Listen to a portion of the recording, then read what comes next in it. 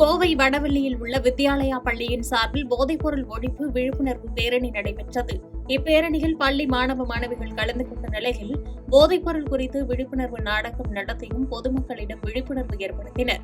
அதுல ஸ்கூல் குழந்தைகளுக்கு எந்த அளவுக்கு இந்த போதைப் பொருள் ஒரு கெடுதல் கொடுக்குது, பிளஸ் யங் ஏஜ்ல யாருமே போதைப் பொருளுக்கு அடிமையாகாம ஒரு ஹெல்தி ஃபுட்டோட ஹெல்தி டயட்டோட அவங்க வாழ்க்கையை எந்த அளவுக்கு நல்லபடியாக கொண்டு போகணுங்கிறத ரொம்ப அழகாக உணர்த்தி பின்னர் அனைவருமாக நடந்து வந்து அந்த ஏரியாவில் இருக்கிற எல்லா ஜனங்களுக்குமே குழந்தைங்க அவேர்னஸ் கிரியேட் பண்ணாங்க. இதில் பொது ஜனங்கள் எல்லாருமே சப்போர்ட் பண்ணாங்க எங்களுக்கு. தூத்துக்குடி மாவட்டம் திருச்செந்தூரில் பெய்த மழையால் பிரதான சாலையில் மழைநீர் தேங்கியது வாகன ஓட்டிகள் மற்றும் பாதசாரிகளுக்கு கடும் அவதியை ஏற்படுத்தியது. மேலும் இதேபோன்று திருச்செந்தூர் செந்தில் ஆண்டவர் அரசு ஆண்கள் மேல்நிலைப் பள்ளியில் மழைநீர் தேங்கியதால் பள்ளி மாணவ மாணவிகள் பாதிக்கப்பட்டனர். தூத்துக்குடி மாவட்டம் திருச்செந்தூர் முருகன் கோவில் கடற்கரை பகுதியில் யாரும் இரவு நேரங்களில் தங்க அனுமதி இல்லை என கோயில் நிர்வாகம் தெரிவித்துள்ளது.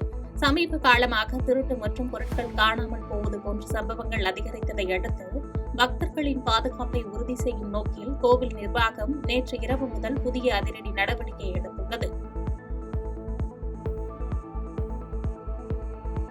கர்நாடக மாநிலம் பெங்களூரிலிருந்து புதுச்சேரிக்கு ரூபாய் 7 லட்சம் மதிப்புடைய போதைப் பொருட்களை கடத்திய 3 பேரை தமிழக போலீசார் கைது செய்தனர். அவர்களிடமிருந்து போதைப் பொருட்கள் மற்றும் 2 கார்கள் பறிமுதல் செய்யப்பட்ட நிலையில் கண்டமங்கலம் போலீசார் வழக்கு பதிவு செய்து 3வரையும் விழுப்புரம் நீதிமன்றத்தில் ஆஜர்படுத்தி சிறையில் அடைத்தனர். தமிழ்நாடு விளையாட்டு மேம்பாட்டு ஆணையத்தின் சார்பில் அரியலூரில் மாரத்தான் நெடுந்தூர ஓட்டப் போட்டியில் முதல் 10 இடங்களை பிடித்தவர்களுக்கு பரிசுத் தொகை வழங்கி பாராட்டப்பட்டது.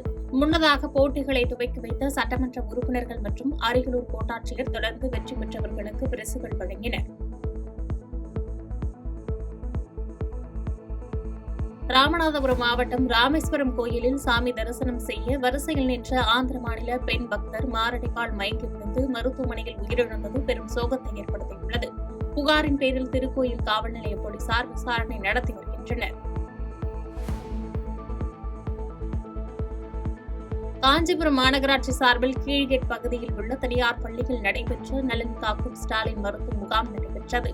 இம்முகாமில் 30க்கும் மேற்பட்ட மருத்துவத்துறை சார்பில் மருத்துவர்கள் பங்கேற்று பொதுமக்களுக்கு பல்வேறு மருத்துவ ஆலோசனைகளை வழங்கிய நிலையில் பொதுமக்கள் பயனடைந்தனர். வேலூர் மாவட்டம் காட்பாடி அடுத்த பள்ளிக்குப்பத்தில் தமிழ்நாடு விளையாட்டு மேம்பாட்டு ஆணையத்தின் சார்பில் அறிஞர் அண்ணா மாரத்தான் ஓட்டப் போட்டி நடைபெற்றது. முன்னதாக இந்த மாரத்தான் ஓட்டத்தை மாவட்ட ஆட்சித்தலைவர் சுப்புலட்சுமி துவக்கி வைத்த நிலையில் நூற்றுக்கணக்கான மாணவ மாணவிகள் கலந்து கொண்டு ஓடினர். இலங்கைக்கு சட்டவிரோதமாக கடத்துவதற்காக புதுமடம் அருகே கடற்கரையில் பதுக்கி வைக்கப்பட்டிருந்த 1500 கிலோ பீடி இலை பண்டல்கள் பறிமுதல் செய்து மரைன் போலீசார் நடவடிக்கை மேற்கொண்டுள்ளனர். பீடி இலைகள் ராமநாதபுரம் சுங்கத்துறையிடம் ஒப்படைக்கப்பட்ட நிலையில் நாட்டுப்படகு மூலம் பீடி இலைகளை கடத்த முயன்ற மர்ம நபர்களை தேடி வருகின்றனர்.